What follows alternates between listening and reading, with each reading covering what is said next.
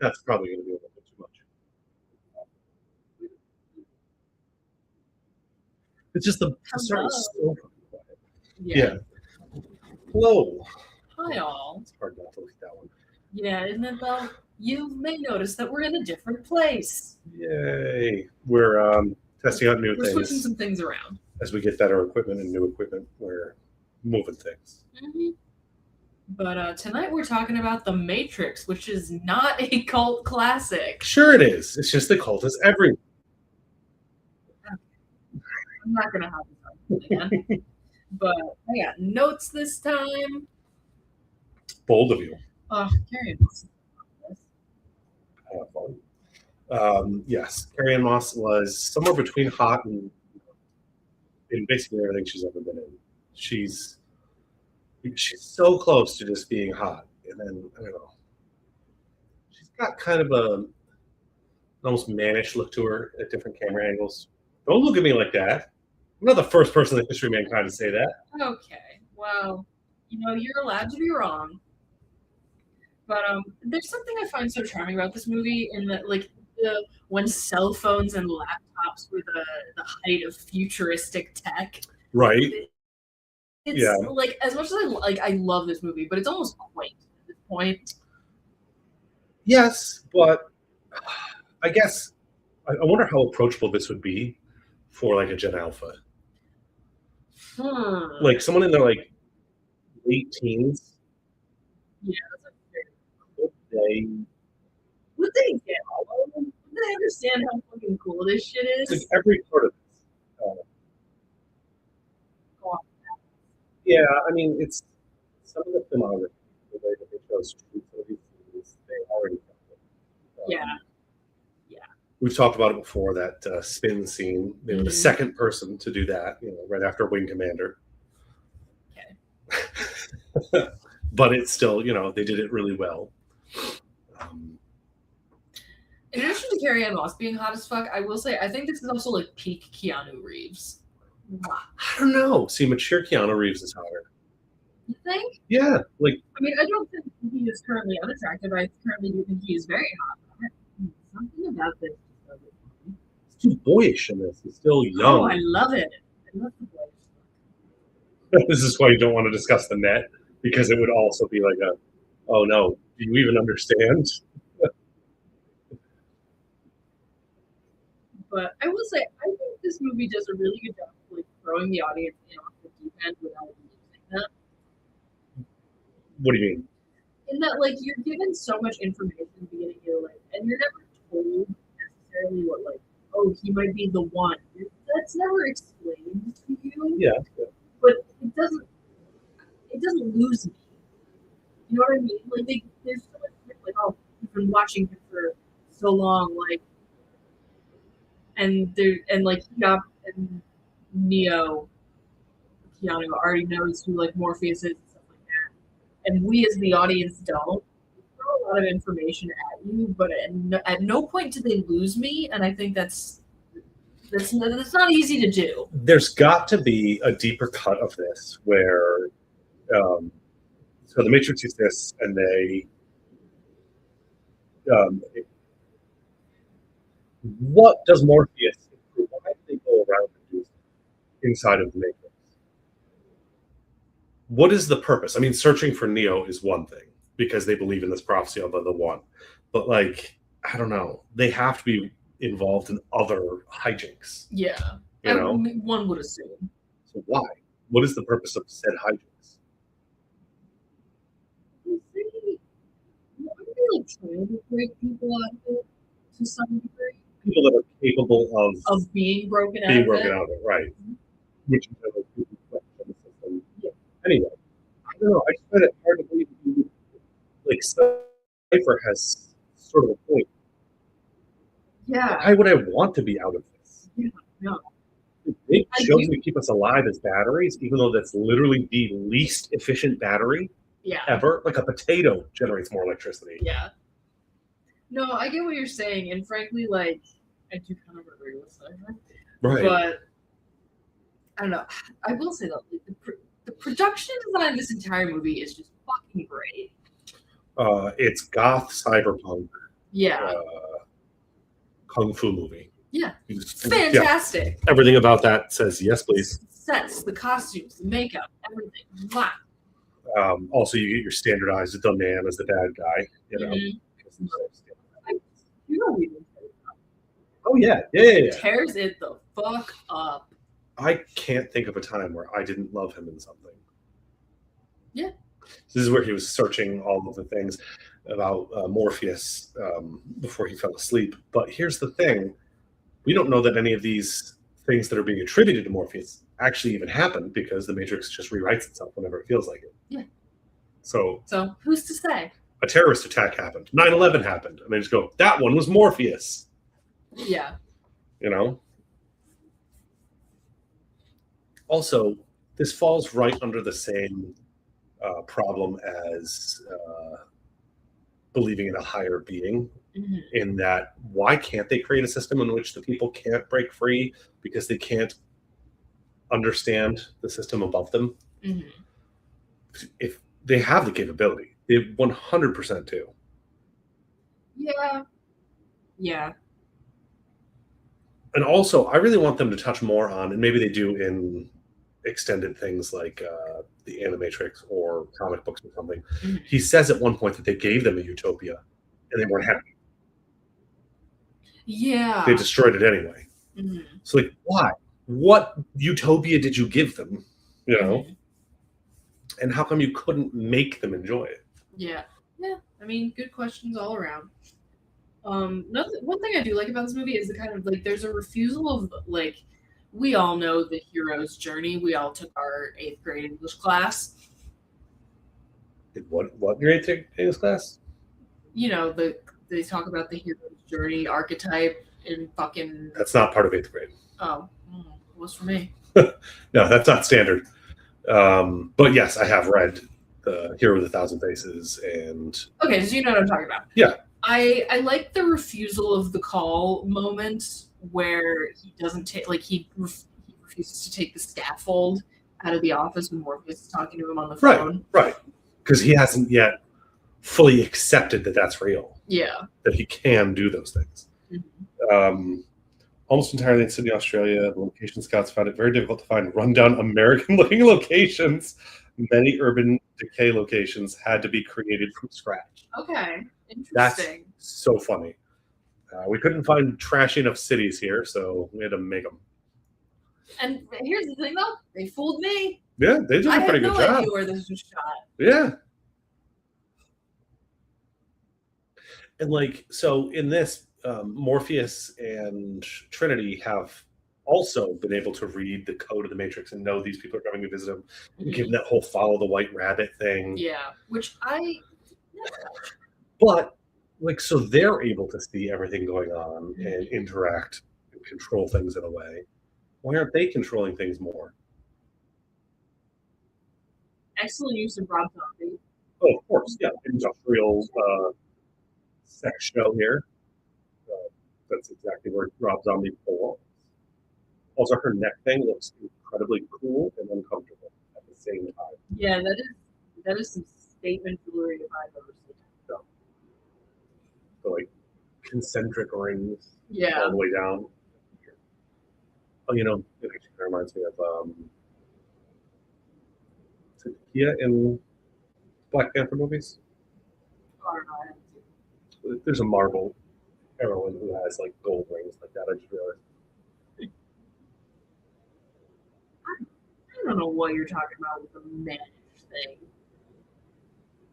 I'm not saying there's anything wrong with her. I'm just saying, she's definitely not in my top 10. I bet she inspired a lot of pixie cuts in this era. Yeah, she probably would have been 1999. That's pixie cuts were pretty big then. So you were either getting them for this, or you were getting them because of the manic pixie dream girl from some rom-com, from teen rom-com. Either way, though, every girl in 2000 to 2005 had a pixie cut. Yeah. I was busy being a small child. I wasn't paying attention to the trends. I know. This was made 4 years before you were born.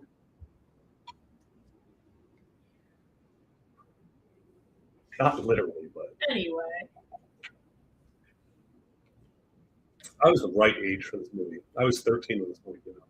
well, the funny thing is that I like wound up having like just by chance having an incredibly similar experience, and that I watched this for the first time when I was like 13 or 14, and was like, The appropriate "This is age, the right? best thing Yeah. ever!" You were a little out of touch with like the technology and everything, but it still worked. Yeah. I don't know if it would now for a 13-year-old watching this now. I mean, I think any 13-year-old is gonna find like the scene where they shoot up that lobby fucking sick as hell. Oh, the number of times I watched that scene. Absolutely. Like I think that's gonna work with a 13-year-old no matter like Yeah. the generation. And like bullet time, this really made bullet time such a huge deal. One thing I do want to say, it sucks so much that the whole red pill thing has been like co-opted by right-wing incel dipshits. Anytime anyone co-opts pop culture to push their beliefs, it kind of sucks. Like, come on, let things just exist, you know?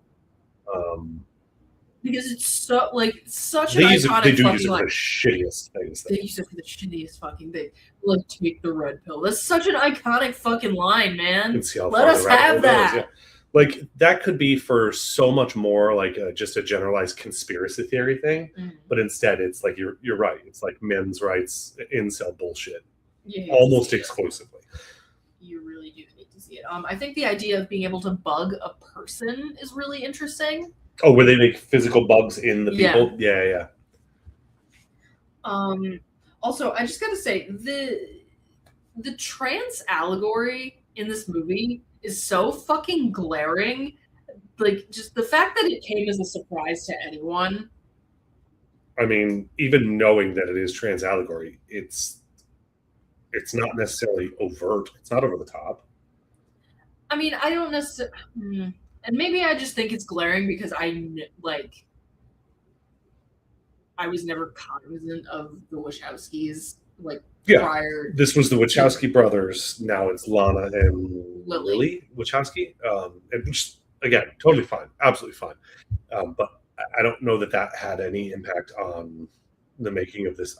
They say there's allegory in here, and I believe them because it's their story that they wrote and put together. But it's not so overt that anyone ever was like, oof, woke liberals, look at the messaging here. Even now, knowing that they're saying that it was, the biggest thing you get is people arguing, no, it isn't. Yeah. What else did I write down? The shot of Neo and two different people's reflected sunglasses, incredible. A lot of the shots in this are so good. The way they chose to focus on, this or that. I loved the both the visuals and the sound effect of the going Silver Surfer when he swallows the pill. That was awesome. Both the visuals and sound effect of that live forever in my mind. Yeah, freaking. And like the scene of Neo waking up outside of the Matrix is unfucking forgettable. Like that, the first time you see that stays with you forever. That is the very first scene where you know that he's not actually out of the Matrix, though. Yeah. For the rest of the series, once you realize later on that he never left the Matrix, that's in 2. I think you realize that because he has powers. I haven't seen the second one. Oh, okay. Well, that scene basically explains away pretty much everything because they're always looking for a way to control people. So the way to control them is to make them think they're in control. Otherwise, why wouldn't the robot say, hey, you woke up from your thing, but you're clearly not dead. So, bam, you're dead. Yeah. Why wouldn't the robot immediately kill him? Yeah. In that whole scene, like the makeup is awesome. Oh, yes. The visual effects are great. Waking up in the goo and having the things eject from the ports on his back. Oh, yeah. It's so unsettling, but also awesome. Also, the later in the movie when they're like, oh yeah, 1999 was the peak of humanity, which, like, they're low-key right about that. Again, I didn't believe it in like the 2000s, but now looking back, yeah, the mid to late 90s was about as good as life could get. Shit just goes downhill from there. Which is really unfortunate as someone who was born in 1998. Yeah. I missed the party. But, and they're like, oh, and then, like, when all our problems started, when we started letting machines think for us, I'm like, yeah, this feels a little too fucking real. Although that's been the basic story of robotics since day one. Because, like, you know, Point taken. That's the standard. They started thinking for us, and we stopped thinking for ourselves. That's WALL-E. That's iRobot. That's what's his face? Simulacrum one. I don't know. Whatever. It's the first. That's the first real simulation book. Mm-hmm. I think maybe it's just called Simulacrum. I don't know. I wouldn't know. I will say though that I find the whole like, oh, he's just an ordinary guy, but he's actually the special chosen Jesus boy. Come on. But that's because he isn't. There is none. No one is the special Jesus guy. Is that an ant or a fly? It's a fly. No one is the special Jesus guy. Anyone could have been Neo, as far as this goes, and they just picked him. I suppose. I mean, that's just, there's nothing special about him. He's not the best hacker, and that's why they never picked him up before. He has no skill set outside of that. They have to program, obviously, all that stuff into their brains so they can do stuff. Mm-hmm. Which, by the way, does that translate to the real world?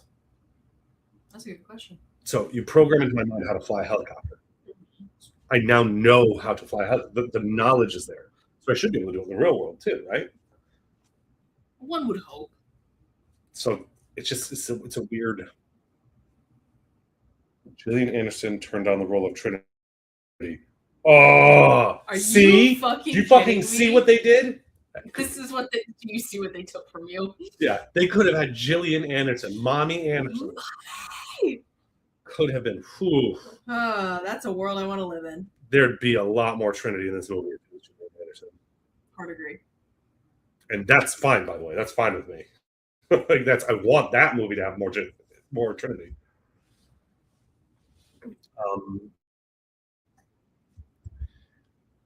I never really understood. Sandra Bullock also turned it down. Yeah, I'm glad about that. Yeah, okay, that's fine. Yeah, that's fine. Whatever. If she could have been just a random person that's alive outside of it, that would have been fine. Yeah. But nah, I'm good on all that. Agent Smith's story, as far as it's locked into this particular movie, makes no sense. Walk me through this. He's aberrant. He's an aberrant program. Okay. He's supposed to be an agent. They're effectively supposed to be just slowly turning. They're supposed to just be out here trying to track down and eliminate threats, which, by the way, why do they need a physical apparition to do that? Why can't they just delete people from the Matrix? Why do they need to take over bodies? They don't really ever kind of explain that too well. But he's aberrant in the sense that he has his own individual goals. Mm-hmm. It comes up later on when he's harassing Morpheus when they have him captured. He takes this thing out. So he's not hearing all the updates and stuff. Yeah. Because he has to be wearing his earpiece to hear the updates. But he has his own separate goals. His goal is to shut down the Matrix almost, I think, if I recall correctly. Mm-hmm. Even though I just watched this, sort of half watched it because I've seen it so many times. Maybe I'm wrong, but I could swear. Isn't that his goal? Is like, I'm done doing this. I don't want to do this anymore. I thought his goal was like eliminate. He was like you're the virus, human is the virus. Yeah, but they also power the Matrix and robots. So without them, it shuts down. Although, why? Again, if you have a human plugged into a pod, drawing energy from them, why do you have to use that energy to do anything but keep them in a coma?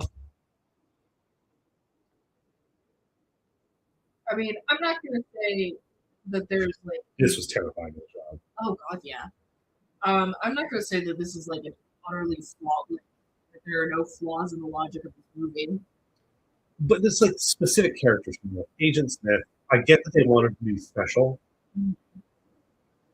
You need your main villain, right? But like, frankly, I think some of the decisions in this movie that result in quote unquote like plot holes or like these little inconsistencies, they can all be explained away with because then it's not a good movie. yeah, I mean, I guess he doesn't really need a singular villain though. Just like the amorphous The Matrix itself being the villain was enough. Yeah, okay. He didn't really need a special villain other than where he straight up talks about how he wants things to end. Yeah. I don't think you ever need that. I gotta say, choreographing the fights in this movie must have been fucking insane. Oh my god, that had to be so much fun. Right? And they had to have like I didn't look up any facts on it, but they have to have done these shots so many times to get them right. Yeah. Because there is no fucking it up. You know, it's and they I remember a long time ago reading up on like that one the first scene because they do it so casually that they don't even get out of breath or anything. Yeah. And they had to practice really hard to do that. I can imagine. Yeah, that really must have been fun. And I think in this movie, like all of the CGI is really good for the time. Oh, definitely. For the time, 100% good CGI. It still kind of stands. Okay. I think it stands up pretty well. You know, it stands up better than the second one. That's just because they used more and with less regard in the second one. Sometimes it'd be like, well, because there was a time, kids. There was a time when CGI was kind of an art form and not just a cost-cutting measure. Well, there was a time when it wasn't cost-cutting to do it. Yeah. I mean, you can literally look at The Life of Pi as the tipping point for when people were like, we got to find a way to make this cheaper. That movie got made with basically the opposite of a blank check on how much work they were going to do. The visual studio that was making Life of Pi and the people making the movie kept asking for changes and doing it, and there was so much CGI in it, it bankrupted the digital arts studio that made it. Cute. So that was kind of like the tipping point. Was like, we need to make cheaper CGI because we want to be able to cut costs with that. Which, yeah. Okay. David Duchovny turned down Neo for the X-Files movie, which is he would not have been a good Neo. No, he would have been a horrible Neo. Jilly would have been fine for a Trinity. I would have loved her. Oh, she would have been great. But if the X-Files movie is what he was doing, that's obviously what she was doing too. Yeah. So I'm glad she did that. Yeah, that's why it didn't work out. I would have loved to have had her in this, not at the cost of losing. Not at the cost of the X-Files movie. Right. Also, general like sci-fi note, there's a certain brand of science fiction where there is nutrient slop. Yeah. What's up with that? It seems relatively common because it's fairly realistic. Yeah. Yeah. But think about it. There's already people today talking about how in order to meet our protein needs as a growing species, it's not about like space on the earth or whatever. It's about the efficiency of our food source is why we can't grow. If we were okay with eating crickets and other small bugs, we would actually be able to obtain our protein with much smaller creatures and much smaller farming imprint, much smaller carbon imprint from said farming. So just going to like a Soylent Green made out of crickets is probably in our future as a species, especially if space travels, which we want. I mean, I'm not against it. Right. Like throw some vanilla flavoring in there, and fine. Then I will drink a cricket milkshake. Sure. In the German version, Tasty Wheat was replaced by Sex Krispies. Sure. Because what goes on Germans? What goes on in Germany? Just, a lot. Let them be deviant sexually. It's better for everyone. Yeah, it's better for everybody if that's the way that... Let them lash out that way. History does not bode well for anyone when we try and repress them. Yeah. I think it's funny that Morpheus says is like, oh, the Oracle is very old. She's like 65. Well, no, the actress is 65. The Oracle is one of the original programs. Oh.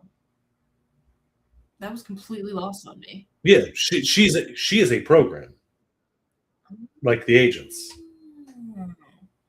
They set that up in this, and then they dig deeper into that in the other ones. But that's what he's talking about. Okay. She is infinitely old, and all those children she's training are other people like Neo, who they caught earlier. Okay. Think like Jedi, you know, how they're always picked up as small children. Mhm. You don't know what I'm talking about. I mean, I've seen the prequels.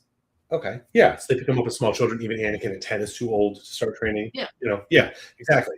So Neo's the adult that just kind of like stumbled into it, the Luke Skywalker. Yeah. The special Jesus boy. The special Jesus boy. See, the Chosen used to be a young adult, but definitely an adult. Now the Chosen is an actual 10-year-old child usually. Yeah. Although that changed again with like Hunger Games. They went back to like teenagers and stuff. I read there's a writing prompt where someone said, I'm tired of all these chosen ones being kids. I want a widow in her 60s with like just this crow that she's befriended in her backyard, you know, or whatever. And so then she becomes the chosen one, and she absolutely does not believe it, but she's just going along to make sure everybody else is okay. Incredible. I would. I want that. I would watch that. I would read that. Middle-aged chosen one. Hell yes. Late-aged chosen one. Yeah. When you said like cyber goth, the fashion in this is such a look. Yeah. Such a look. I mean, cyberpunk existed before this, obviously, but this definitely leaned into how to bridge like cyberpunk and just normal goth into like my God, the number of leather trench coats that came out because of this stupid movie. I was about to say the trench coats are such a look, though. Yeah, but this was post Columbine. I got pulled out of school for wearing a trench coat, you know. And did you really? Yeah. Oh, there's a whole thing where it was actually my mom's army issue overcoat, which is what a trench coat is. And I would wear it in winter because I didn't want like a thick coat. And it all the way down. It was nice. I liked it. I liked the way it looked. But yeah, in high school, I got pulled out and sent to the school psychologist over it and everything. Oh my God. There's even more to that story. But you know, we'll touch on that at some other time. Somehow in this movie, I feel like they use a lot of those like slow-mo shots to be like, oh, the bullet time, yeah, look at how cool this is, but it never feels gratuitous, or at least it doesn't to me. They use it a lot for short periods of time. Yeah. Does that make sense? So like you'll see it, but then I want to blame them for Zack Snyder. Sure, I don't think I've ever seen a single Zack Snyder movie. Really? Oh, okay. Zack Snyder is very famous for the fight scenes being well, okay, here's the difference actually, but I'm still blaming them for it. It starts out going slow, but then imagine for the next half of the scene, it has to catch up. So the overall scene takes the full same length of time, but the first half is super slow. And everything else fast forward for a couple seconds. And then I don't like that. Well, that's Zack Snyder. Watch 300. I don't think I will. It's a bunch of well-kept men shirtless, killing people. Okay, you're pulling me back in a little bit. A bunch of Spartans. They're in good shape, these men. All right. I love how they show the agents dodging bullets, like the sort of like superimposed multiple. Yes. So instead of doing bullet time again, they show that shit's awesome. How fast it looks to a normal person. But also the dodge this. Queen shit. Well, iconic. But also, let's remember, because of the way this world works, every time they kill an agent, they're actually just killing the body the agent is inhabiting and killing a person. That's a little. Just so you know. Yeah, that did dawn on me. He turns back into the helicopter pilot when she does that. And when he does that, you have to remember that man is probably just a normal police helicopter pilot who has a wife and 2 children at home. That did dawn on me while I was watching this, but then I kind of just decided not to think about Everybody it. that they murderate that's an agent, they're just murderating normal people. But they also very willingly murderate other people that don't know. This would very much be considered terrorism. Because the people you're fighting don't know why you're fighting them. Okay. Like, I don't know how else to describe it. You know, you just come into a federal building and start shooting. And they're like, well, why? Yeah, I mean, you're kind of right. You really kind of are. Secretaries, they definitely killed secretaries. Mm-hmm. Small children. Yeah. They're not the good guys. I mean, I suppose that, I mean, again, I also, like, I can't speak to the larger story because I haven't seen it.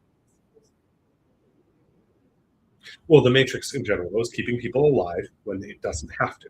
It's giving them a fabricated universe in which to exist and trying so desperately to make them happy in it. Okay. And it found that free will is the only way to make them happy. And when they have free will, they're just going to fuck it up again. So it just resets and starts them over. Back to the Dark Ages for you. Go. Okay. They go really hard with the Jesus allegory in the third act. It was the thing that I noticed in particular this viewing. The what now? The Jesus allegory. Oh, yeah. It's worse than the second one. Oh, cute. In the second one, he literally dies and is being carried away like this. Oh, amazing. Then comes back to life.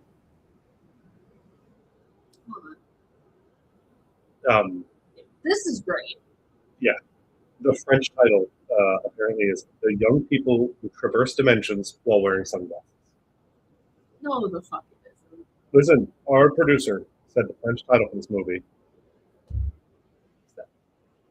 I will believe it when I see it. Whereas the French title for Speed is Speed. I know that because of Eddie Izzard. Susie, I believe. Susie, is it? Yes. They just forgot. She's hilarious. Oh my gosh. Early stuff. Dressed to Kill. Good stuff. And then, like, yeah, it gets flushed them out into the sewer. And And then he gets picked up by the way, he'd have no immune system. So, because he's been completely protected by Vikings. He'd be dead anyway. Like, this is all very impractical, which is why you know he hasn't actually escaped the Matrix. He's still in the Matrix. Right now. I will have to watch the sequels at some point. It's not actually outright said in the sequels, but there's just more stuff that happens, which makes it more and more obvious that he has to be. Okay. For instance, him dying and coming back to life. You know. After that's already happened once. Yeah. And him using his matrixy powers in the Awoken world. Mm-hmm. Okay.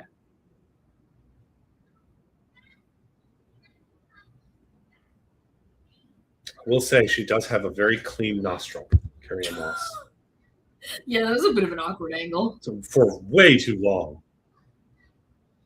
Lawrence Fishburne seems like he ages backwards because I feel like he's one of those people who is kind of, unless you've watched, have you seen Apocalypse Now? Yeah. Yeah, okay. He was a lot younger then. He was a lot younger then.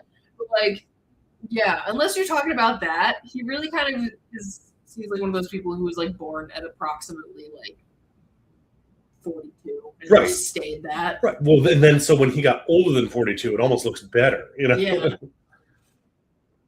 Actually, did you ever watch the show Hannibal?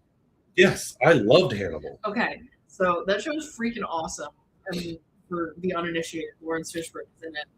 And I have a Blu-ray set of the first 2 seasons, and there's an interview with Hugh Dancy, and he was talking about how when they shot that big fight scene between Jack Crawford and Hannibal Lecter, how he wasn't on set that day. Hugh Dancy was not on set, and he came back, and everyone was like afraid of Lawrence Fishburne because he had revealed how strong he was from all the training that he had to do for this movie in particular. That's funny.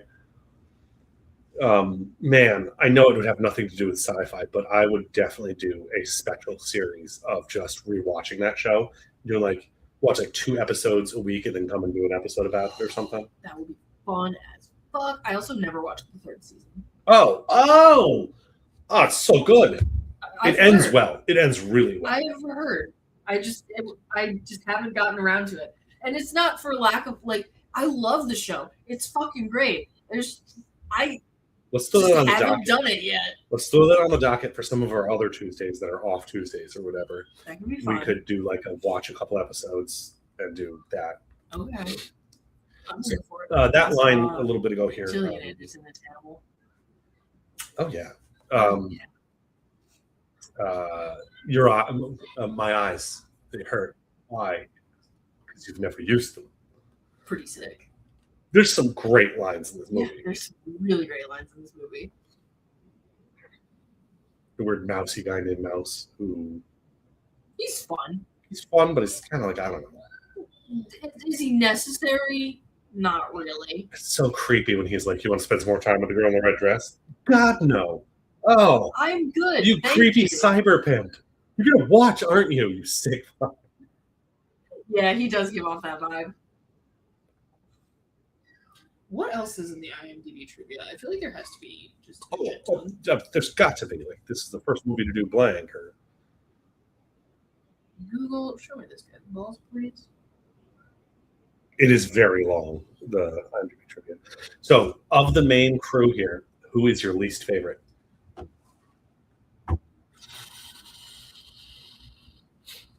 mean, as a character, not like, how do I word this? Not like the weakest on character building, I guess is what I'm going for. It's like, obviously the answer would be Stifle for going off of like who's the most annoying, or like the bad guys, obviously, yeah, the worst. But the worst built character is either the mousy guy or Tank. I was gonna say Tank. Although I don't even remember the dude who walks around, the lady with white hair. I can't remember her name. Switch. Thank you. I cannot remember the guy's name. Yes. I don't remember anything he says or does this entire movie other than exist. Yeah, he really kind of is just there. So it's between those three for me. Okay. Switch at least has some stuff. Yeah. Those sunglasses are... The one that's just clip on. Yeah. That was a fucking thing that went wild for a while too. Yeah. And just a heavy mirrored phone. So did those phones with the slide out.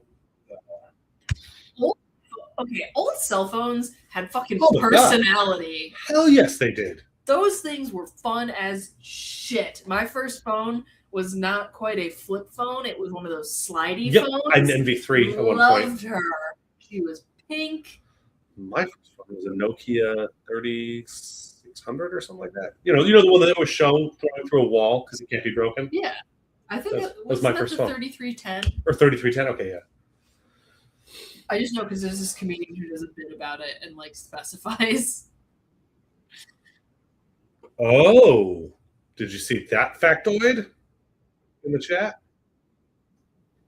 Switch was originally supposed to be female in the Matrix, but male in the real world. Thus, the name.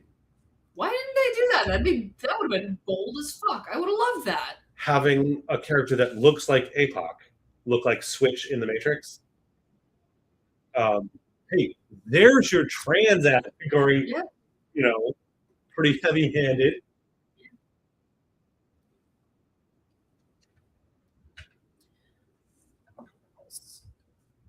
Oh yeah, I was looking up more trivia. So the robots were solar powered, and so we darkening the sky. Sure. That doesn't make sense. Now, a lot of this does get explained in like the Animatrix, other things, but it's just, I don't know.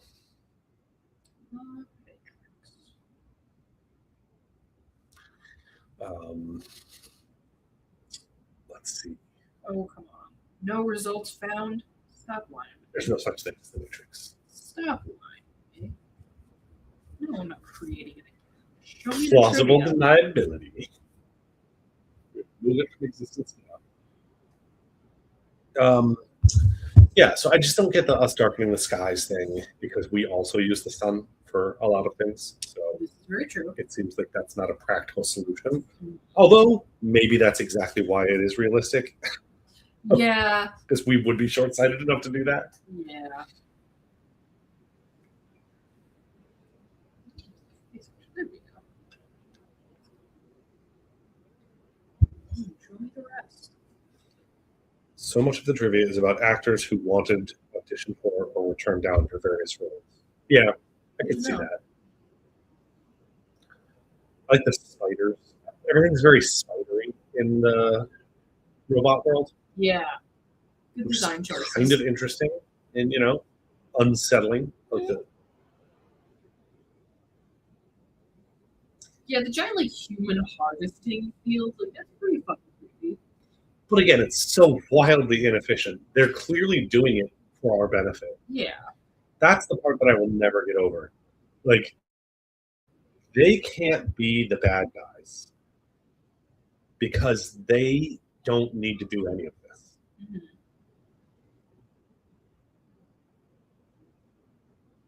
Won all 4 categories it was nominated for that year at the Academy Awards. The largest clean sweep of nominated categories for film not nominated for Best Picture. Good for them. Nice. And you can see this is like so unsettling for someone, even though he's seen some of the real world stuff. Oh my god, the filming of the helicopter scene nearly caused the film to be shut down. They flew the helicopter through restricted Sydney airspace. Laws in New South Wales, Australia were subsequently changed to allow for filming to proceed. Yeah. You had to get laws changed after you broke them in order for you not to go to jail and continue filming. That's Wow.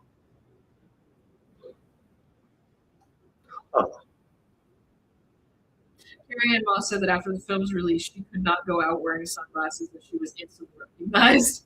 You'd have to grow out your hair. Yeah, you can't do the celebrity disguise of like sunglasses and a hat. Right. Everyone's going to know it's you. Couldn't wear black for 4 years. You've never seen the sequels? Nope. Oh, get ready for like solid disappointment. I've never seen the 4th one.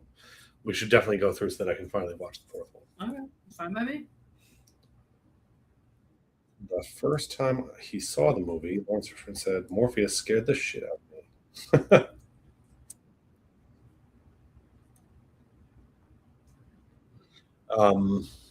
Yeah, so boy, this movie. I don't know what to say. Should we get the ratings? Yeah, we can do ratings. I honestly this is a fucking 8 out of 10 for me for rewatchability. This is great. Yeah, I think I'm right there exactly at a solid 8. I want to give it more, but like,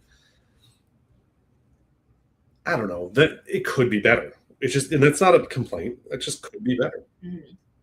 Yeah, I mean it's not perfect, but it's close enough for me at least. Yeah, it's a solid 8 for sure. IMDb has it at a 8.7, and I buy that. You know. Yeah. Okay. For what it does for the genre, I'm gonna go back a little bit. Yes, you have to. There's some things it does very cool, but a lot of this is just pulling from other, It brought a particular brand of sci-fi back in a really big way. The simulation. Yeah. Okay, yeah, like stuck in a simulation. I mean, without this, do we get Free Guy? Ryan Reynolds is an NPC in a video game. He becomes self-aware. Ah. And then, yeah. So anyway, and then hijinks ensue. And in various other things of that nature. Would we have them without this? Probably not. So yeah, give it some points for that. Oh yeah, absolutely. And for the style, yes. But Oh yeah. does it really create anything new for sci-fi? Maybe like a 5. Yeah. It's like it does good stuff with solid bones and creates some slightly new takes. I agree, 5. It definitely like it stylistically, it holds its own very well. It's a movie where it's hard to reimagine it in a different scenario. Like I like to play that game, where well, what if this was just set in, medieval times, and this explains that, and this doesn't like fit any other. No. Like, it's so built around them being technologically advanced and stuck in a simulation.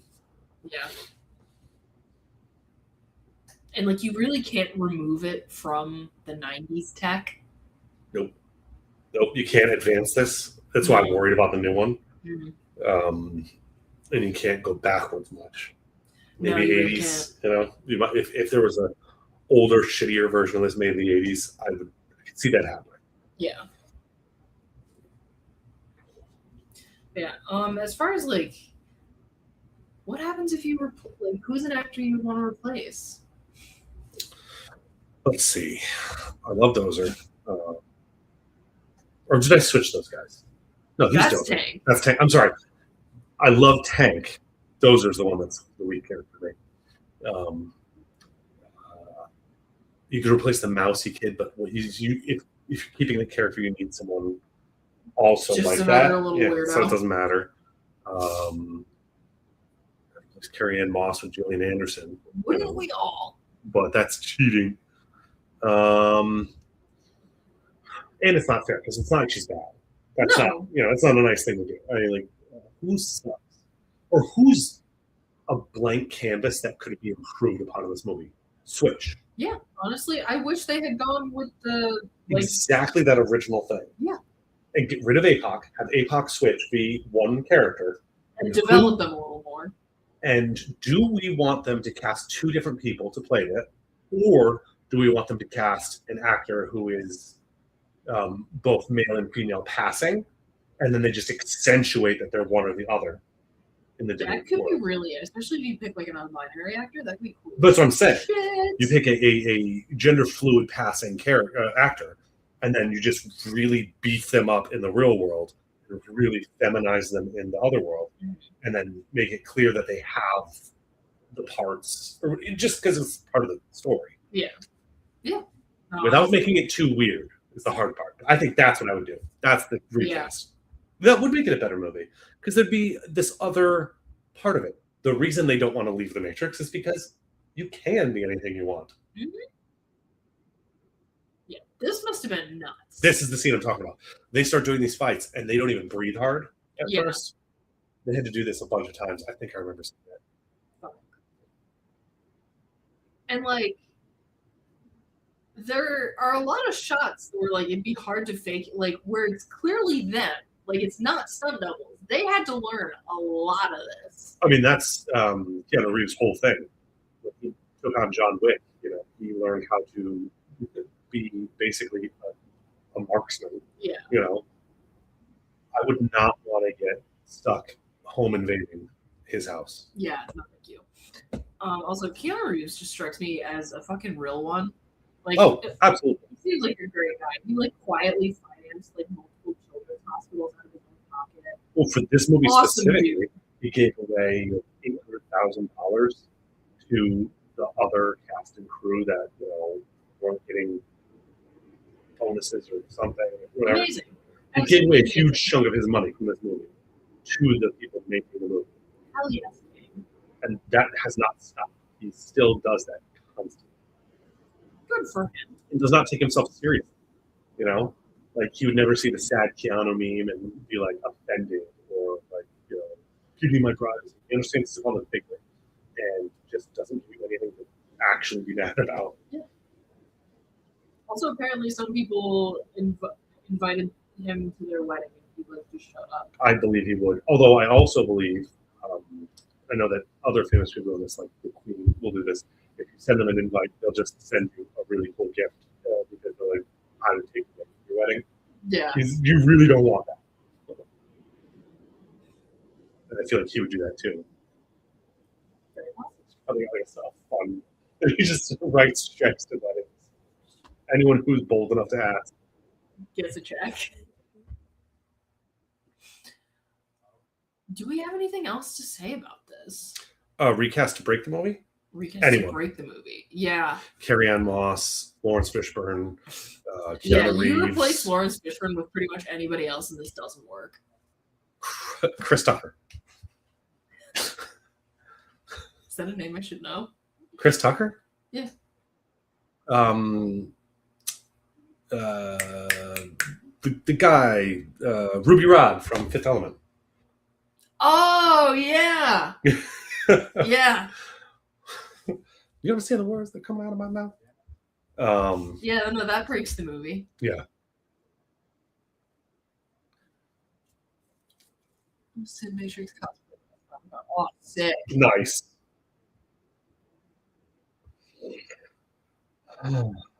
Eddie Murphy, Billy Zane, Harrison Ford, Alec Baldwin, Kurt Russell, Wesley Snipes, Timothy Dalton, Dennis Quaid, Pierce Brosnan, Liam Neeson, Jeff Goldblum, Richard Dreyfuss, and Mel Gibson were all considered for the role of Morpheus.